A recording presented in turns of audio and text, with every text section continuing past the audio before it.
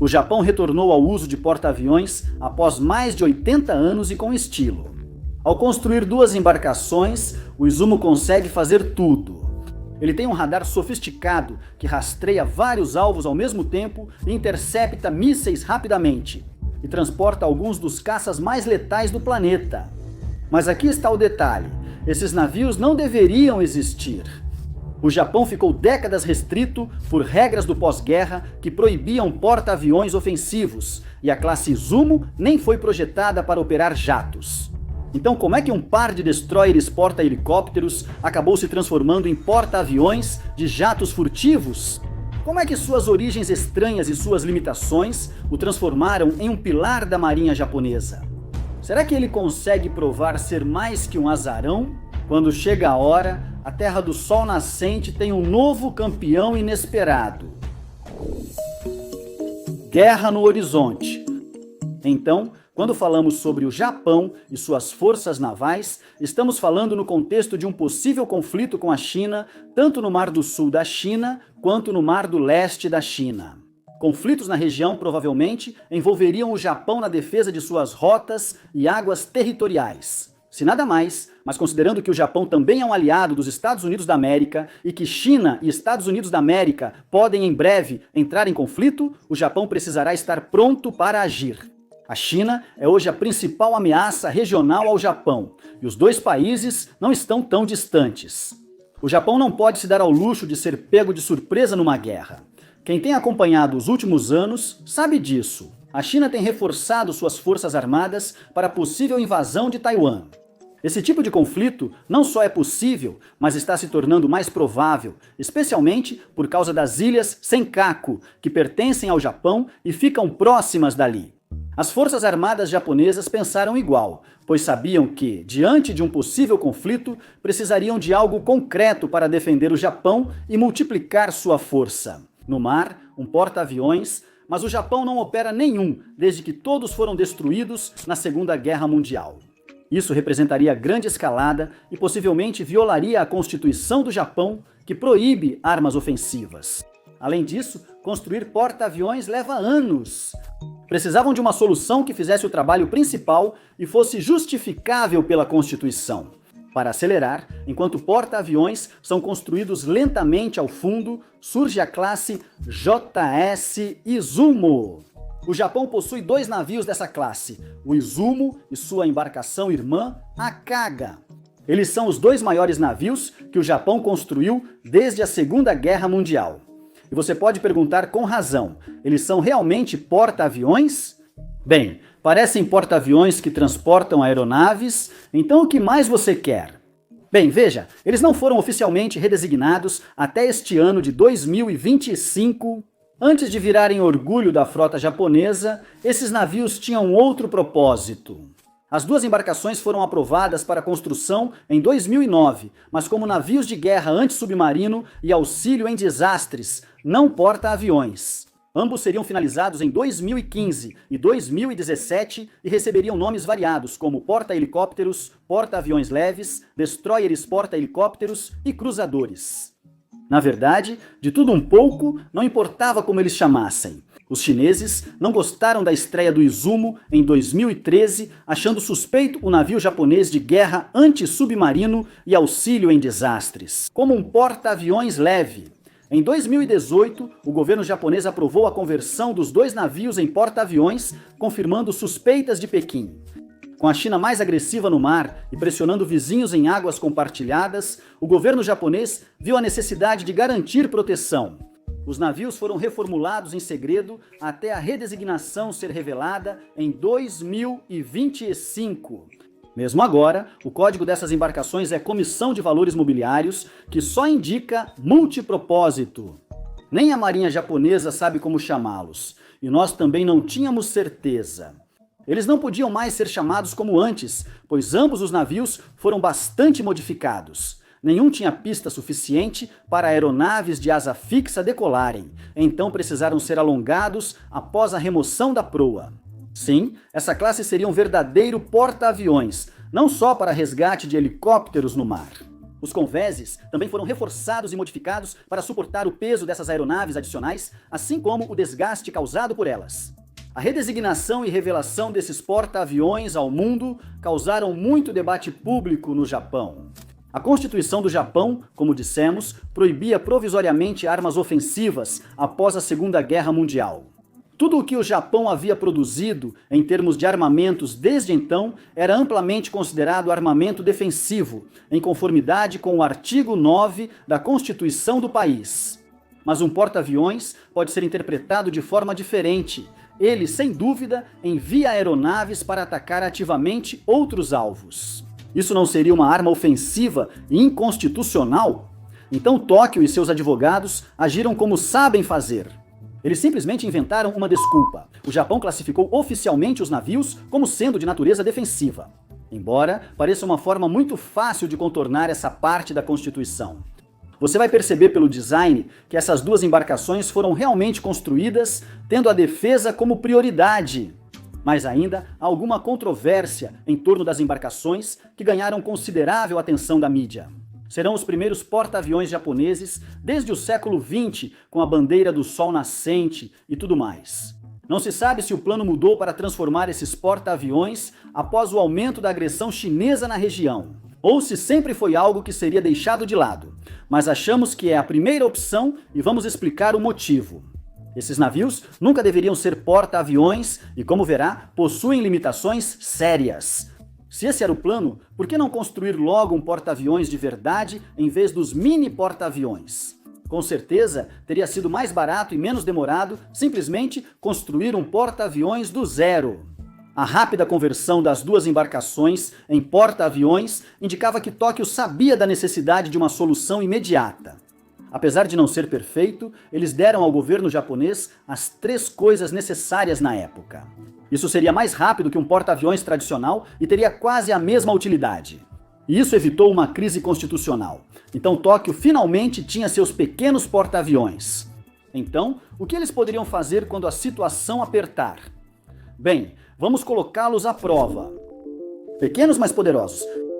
O que podemos dizer sobre os pequenos porta-aviões do Japão ao analisarmos as especificações? A construção do primeiro custou 1.139 bilhão de ienes, cerca de 15 bilhões de dólares, um valor significativo. Com apenas 248 metros ou 840 pés de comprimento, ela tem apenas 38 metros ou 124 pés de largura também. Para um porta-aviões, isso é bem pequeno. Até o INS Vikrant, antigo porta-aviões soviético comprado pela Índia da Ucrânia nos anos 90, é quase 15 metros mais longo e décadas mais velho. O tamanho menor do Izumo resulta em deslocamento de 27 mil toneladas, aproximando-o das especificações de porta-aviões leves. Isso faz sentido, já que seu armamento se resume a 2 lançadores de mísseis Mark 15 SeaRAM e 2 sistemas Mark 15 Phalanx, ambos muito eficientes. Mas apesar da palavra destroyer estar associada a este navio há muitos anos, o Izumo não vai destruir muita coisa em batalha, pelo menos não diretamente. Mas, sinceramente, isso provavelmente é sensato, considerando que ele agora é relativamente pequeno. Olha, tamanho não é tudo, então o fato do Izumo ser um pouco pequeno não deve tirar seus méritos. Mas no fim, ele deveria ser um porta-aviões. Uma área menor permite menos aeronaves operando, armazenadas e defendendo-lhe o navio ao mesmo tempo. Se alguma coisa, isso mostra o sentimento de urgência dentro de Tóquio para conseguir algo que pelo menos possa agir como um porta-aviões. Por isso esses navios foram alterados e reclassificados. Ela é menor do que a maioria dos porta-aviões modernos, porque nunca foi para ser um porta-aviões, pelo menos no que diz respeito a aeronaves de asa fixa. Apesar de reduzido, o convés de voo ainda oferece bastante espaço. Ela comporta até 28 helicópteros ou 14 aeronaves maiores, com 5 podendo operar ao mesmo tempo no convés de voo. Para aviões, eles precisam esperar em fila, um de cada vez. Isso não é pouco, apesar das taxas de saída serem bem menores que as de porta-aviões tradicionais. Para o que o Japão precisa para defender suas águas territoriais, certamente é uma melhoria em relação à falta de opções que a nação tinha antes. Antes das modificações, os navios tinham 7 helicópteros SH-60JK anti-submarino e 2 de busca e salvamento. Faz sentido, pois helicópteros eram ideais para as missões que o navio cumpria antes, mas agora é diferente. E embora ter uma pista suficiente para decolagem de aeronaves de asa fixa seja bom, helicópteros são mais frágeis e a realidade é que o Izumo tem muito mais deles dos quais precisa depender. Quando conseguem colocá-los no ar, a asa fixa é ótima. Talvez você já conheça o F-35 Lightning II-B. Sim, o Japão foi ao arsenal do tio Sam e achou o melhor brinquedo para levar. Como o convés do Izumo é curto, só algumas aeronaves podem decolar dele. Elas precisam de capacidades de decolagem curta e pouso vertical, ou seja, de decolagem curta e pouso vertical, o que o F-35B possui. Isso certamente muda o que você pensaria dessa classe de mini porta-aviões Frankenstein. Porque até mesmo alguns F-35S do seu lado são um grande trunfo em praticamente qualquer cenário.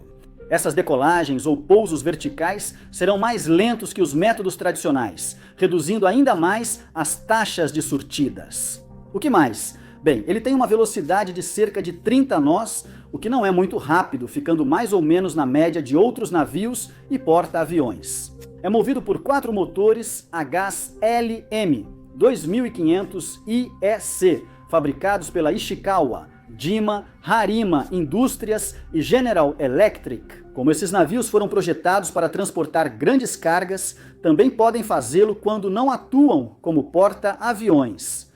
400 soldados podem ser acomodados, além dos 970 tripulantes e 50 caminhões de 35 toneladas cada. Agora isso é muito queijo do governo para sustentar as tropas. Claro, também poderia armazenar equipamentos essenciais ou funcionar como hospital de campanha em caso de emergência. No geral, o navio é pequeno, mas tem uma bateria defensiva razoável, embora limitada. Também é versátil e atua como um dissuasor útil, o que amplia seu poder naval. Sim, ele é pequeno, o que traz desvantagens, principalmente na utilidade no campo de batalha. Mas ainda assim, representa um avanço nesse aspecto para Tóquio, que o país não tinha antes. Com a China crescendo, o Japão pode precisar de toda a ajuda possível. É útil, nesse caso, que a classe Izumo traga equipamentos interessantes. Tecnologia avançada. A classe Izumo, além dos F-35S, conta com muita tecnologia útil. O Japão é conhecido por seu design e engenharia de tecnologias complexas. Quando aplicam essa lógica a um porta-aviões, ele recebe todos os recursos e detalhes possíveis. Para começar, o Izumo e outros navios de sua classe possuem um radar matriz ativa de varredura eletrônica, conhecido como matriz ativa de varredura eletrônica. Diferente do radar mecânico tradicional, que usa antena giratória para captar sinais de aeronaves inimigas, o matriz ativa de varredura eletrônica opera eletronicamente e escaneia todo o céu em todas as direções simultaneamente. Uma antena de radar pode fazer você perder tempo valioso para detectar e engajar o inimigo. Uma matriz ativa de varredura eletrônica agiliza o processo e rastreia vários alvos aéreos simultaneamente, sendo um upgrade caro, porém essencial para muitos navios, que valem o seu valor. Hoje, existe também o Sistema de Comando de Tecnologia Avançada, que atua como o cérebro do navio. Ele gerencia sensores, scanners e as mensagens trocadas entre eles. Ele pega todos os dados que coleta e os envia pelos sensores. Sistema de gerenciamento de armas e combate para obter informações sobre possíveis alvos, organizando esses dados em seguida. Mas, em termos de armamentos, é o sistema de direção de combate, ou sistema de direção de combate, que serve como painel com o qual aqueles que disparam as armas realmente interagem. Controla a direção dos sensores e armas e rastreia ameaças. Isso funciona junto com o sistema de controle de tiro, ou Fire Control System, que usa os dados do radar e de rastreamento do navio para guiar os mísseis até seu destino apropriado, travando nos alvos. Se pensar no navio como uma pessoa armada, uma matriz ativa de varredura eletrônica são os olhos, o sistema de comando de tecnologia avançada é o cérebro, o sistema de direção de combate as mãos e o Fire Control System a arma. Bem, a arma é a arma, mas quero dizer, você entendeu agora, claro. Ter um sistema de radar e comunicação avançado permite ao Izumo se comunicar eficientemente com sua frota de F-35S, que depende principalmente de comunicações. O Japão também deve, eventualmente, ter algumas embarcações que possam se integrar ao sistema Aegis, incrivelmente avançado dos Estados Unidos da América. Navios como o Izumo, com esse sistema, podem rastrear 100 alvos simultaneamente e compartilhar dados para engajamento com outras embarcações no mar ou no ar. Esse conceito de qualquer sensor, qualquer atirador, é central no manual operacional da Marinha dos Estados Unidos da América. Com o Japão envolvido, a força de combate na região aumentaria bastante. Transformar porta-aviões como o Izumo em centros de comando flutuantes mostra como o Japão pode aproveitá-los, já que o Izumo já serve como plataforma de comunicações, mesmo sem o Aegis nas Forças Armadas. Depois, há o radar de busca de superfície, específico para localizar navios, barcos e objetos na superfície do mar. A origem voltada ao auxílio em desastres faz sentido, pois o radar seria usado para buscar pessoas, barcos ou suprimentos na água. Com o Japão enfrentando mais do que sua cota de desastres naturais ao longo dos anos, esse tipo de tecnologia é realmente útil quando esses eventos acontecem. Agora este é um navio de guerra e um radar de superfície também é útil aqui. Enquanto uma matriz ativa de varredura eletrônica monitora o céu, ameaças podem frequentemente aparecer na água também. Barcos de ataque rápidos, outros navios de superfície e até mesmo coisas como minas flutuantes representam várias ameaças para porta-aviões. E um radar de superfície de qualquer tipo ajuda a eliminar essas ameaças antes que possam causar danos sérios. Mas as ameaças também podem vir debaixo da superfície. Então o Izumo também possui um sistema de sonar na proa, que detecta ameaças vindas de submarinos. Claro, essa é a principal função do navio, já que a guerra anti-submarino foi justamente o propósito para o qual ele foi construído desde o início. Você não precisa que eu te diga isso. É importante que um porta-aviões tenha defesas anti-submarino, pois submarinos podem ser dos poucos que conseguem se aproximar dele. Em um grupo de escolta, embora apesar do seu rótulo de guerra anti-submarino, ele não possui cargas de profundidade como parte de suas defesas. Pode parecer que ele está mal equipado para a guerra anti-submarino, mas isso é um engano. Eis o motivo. A falta de cargas de profundidade parece uma omissão importante. As únicas defesas diretas do Izumo contra torpedos, além da manobrabilidade, são o engodo móvel e o bloqueador acústico flutuante. A primeira é uma arma lançada que usa engodo para confundir e desviar torpedos. É parecido com Flares e Chaff contra mísseis aéreos, mas quando acabam, acabou. Mas o Izumo não fica totalmente indefeso, porque o segundo é um bloqueador lançado na água que gera ruído, também confundindo os torpedos. Lembre-se, este navio quase nunca navegará sozinho, pois foi projetado para ser escoltado por outros, garantindo proteção extra. Alguns navios da sua frota usam helicópteros anti-submarino, ideais para detectar e destruir torpedos. Até o Izumo pode receber esse tipo de aeronave. Também não fica muito mais fácil se você quiser tentar atacar o Izumo pelo ar ou pela superfície. O Izumo tem guerra eletrônica eficiente, detecta e bloqueia radares e comunicações hostis, podendo incapacitar inimigos com pouca capacidade eletrônica. Ele também pode interferir nos sinais e sistemas de armas inimigos, não apenas deixando outros navios cegos, mas também impotentes. Se um míssil passar, lembra dos lançadores de Chaff para torpedos? O Izumo também tem desses tradicionais. Claro, se ele precisasse usá-los, significaria que o inimigo conseguiu lançar um míssil. Vários navios, bloqueadores e F-35S circulando no ar. É difícil atingir essa coisa, mostrando como ela é defensiva. Então contamos praticamente tudo o que há para saber sobre esse mini porta-aviões, um porta-aviões leve, um helicóptero porta-aviões leve, Destroyer 3000 ou como você quiser chamar. Estamos realmente impressionados, pois esses navios nem foram projetados para serem porta-aviões. Você tem um navio razoavelmente ágil e útil que pode ser utilizado como um centro de comando móvel e um centro de comunicações. É muito difícil atingir esse navio, ainda mais com caças avançados protegendo-o. Isso o torna formidável em escaramuças e garante que a frota japonesa dê o melhor. Quando ele entra em combate, quase sempre isso pode ser considerado um sucesso, Ou, pelo menos, é uma grande atualização de capacidade para a marinha japonesa, apesar do processo não tradicional. Mas nada disso importa se ele não conseguir se defender de outra força. Os porta-aviões japoneses eram impressionantes, mas hoje viraram recifes de coral. Então temos que fazer a pergunta: quando o grande momento chegar, o Japão estará pronto? Vai funcionar? A questão é, o Izumo pode ajudar a defender o Japão da China? Será que pode mesmo? Sim, claro. A marinha japonesa poderia apoiar outra força aliada na região? Provavelmente. Mas ainda perderia uma guerra contra a China se lutasse hoje? Sim, muito provavelmente. A superioridade numérica da China já a torna um adversário difícil. Além de sua vantagem manufatureira, sua tecnologia, que se aproxima da do Japão, melhora rápido. Soma-se um grande arsenal de mísseis e vantagem econômica. Não é uma disputa justa, e isso não é uma crítica ao Japão. 2 mini porta-aviões convertidos não seriam suficientes para o Japão enfrentar sozinho a China.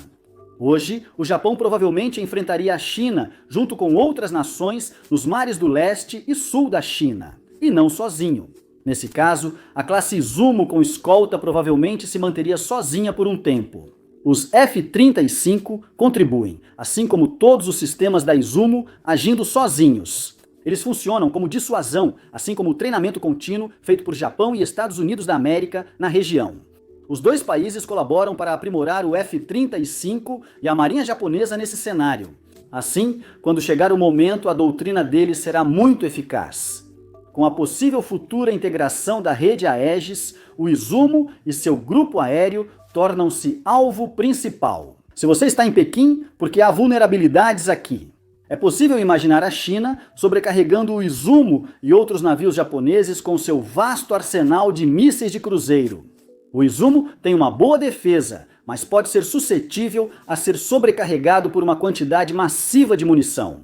E se o seu centro de comando for destruído, isso não é um bom sinal para o restante da frota. A guerra de drones, especialmente a naval e com enxames, está crescendo globalmente de forma desorganizada e dispersa.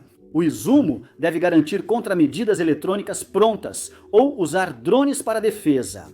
O Izumo é um porta-aviões ideal para operar drones, pois sua pista curta é menos impactada por drones leves. Esse potencial permite à marinha japonesa preparar Izumo e Kaga para o futuro, até a sua substituição por porta-aviões verdadeiros. São vulnerabilidades, mas isso não torna o navio indefensável. Pelo contrário, ele interage com o ambiente ao redor. Navios de combate, submarinos, F-35 e defesas antimísseis. O Japão poderia, em certas condições, controlar rotas marítimas importantes contra parte da frota de superfície chinesa. Usando esses navios, os F-35 dão à frota japonesa um alcance de vigilância de centenas de milhas. A rede de comunicações funcionará em harmonia para destruir tudo sem a bandeira do sol nascente.